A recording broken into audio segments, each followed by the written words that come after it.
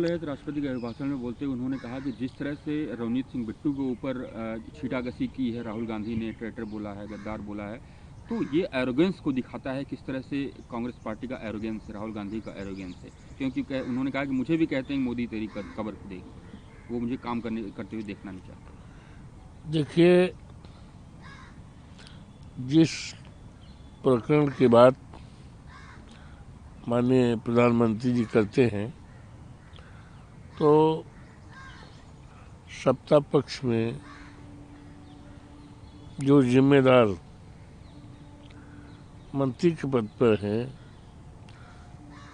उनकी तरफ से भी जो बातें आईं वो सदन की मर्यादा और मान्यताओं के विपरीत आचरण है। तो जब माननीय प्रधानमंत्री जी राहुल जी पर बात कर रहे हैं, टिप्पणी कर रहे हैं, उनकी बातों को संज्ञान लेकर के कर रहे हैं, तो उनको उनकी जो पार्टी के लोग हैं, उन्होंने जो राहुल जी के बारे में जो बात कहा है, ये अमर्यादित आचरण है। और सदन मर्यादित आचरण से चलता है, मान्यताओं से चलता है, परंपराओं से चलता है। तो मान्यताओं को तोड़ने का काम, परंपराओं का तोड़ने का काम सत्ता पक्ष के लोग कर रहे हैं। कल मेघालय में माइन ब्लास्ट हुआ है जिसमें 18 लोगों की डेथ हो चुकी है। बड़ी दुखद घटना है और दर्दनाक घटना है। मैं मृतकों के प्रति श्रद्धासुमन अर्पित करते हुए उनके परिवारजनों को संवेदना व्यक्त करता हूँ। और ये बड़ी दर्दनाक घटना है और कहीं न कहीं इसमें कहीं न कहीं कोई चूक है। इस घटना की उच्च स्तरीय जांच की आवश्यकता है, जिससे कि भविष्य में इस तरह की घटनाएं न होने पाएं, घटनाएं रोकी जाएं। ये बहुत ही दर्दनाक घटना है। कल मणिपुर के चूड़ाचांदपुर डिस्ट्रिक्ट गवर्नमेंट बनने के बाद लोगों ने रोड ब्लॉक किया, इंजरीज भी हुई हैं काफ़ी लोगों को। अब ये तो देखिए, बहुत दिन बाद वहाँ पर सत्ता की बहाली हुई, राष्ट्रपति शासन खत्म हुआ, लेकिन जो हमारे भारतीय जनता पार्टी की सरकार है, इसको हर मुद्दों पर सोचना चाहिए था और समझ बूझ करके तब कोई स्टेप उठाना चाहिए था, तब राष्ट्रपति शासन खत्म होना चाहिए था। अब पता नहीं किस आधार पर उन्होंने राष्ट्रपति शासन खत्म किया और सरकार बनाई।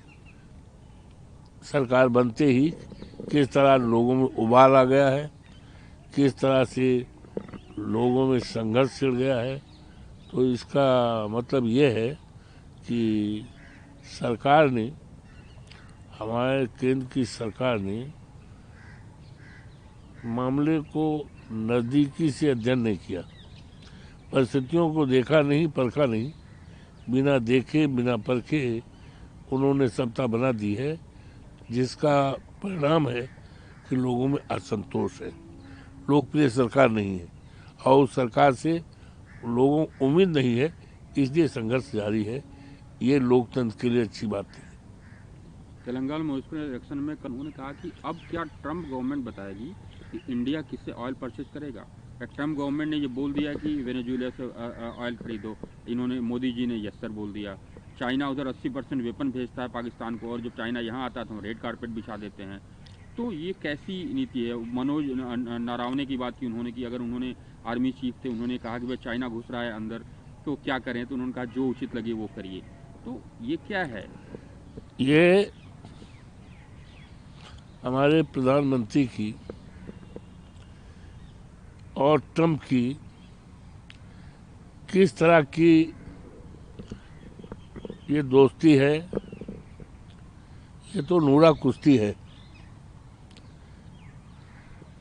ट्रम्प क्षण भर में कुछ कहते हैं फिर पलटवार कर जाते हैं, तो ये हमारी विदेश नीति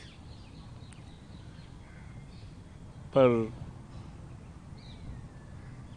प्रश्न चिन्ह लगता है। और ट्रम्प की दोस्ती, ट्रम्प के साथ सौदा अमेरिका के साथ हमारे देश के लिए अच्छी बात नहीं है। हमारे अर्थनीति पर उसका प्रभाव पड़ेगा। इन्होंने जो भी किया है उससे हमारे देश का किसान, हमारा देश खेती प्रधान देश है, और खेती प्रधान देश में जिस तरह से समझौता हुआ है वो निश्चित रूप से हमारे देश के किसानों का अपमान है। हमारा देश खेती प्रधान देश है, दुनिया में जाना और माना जाता है। उसको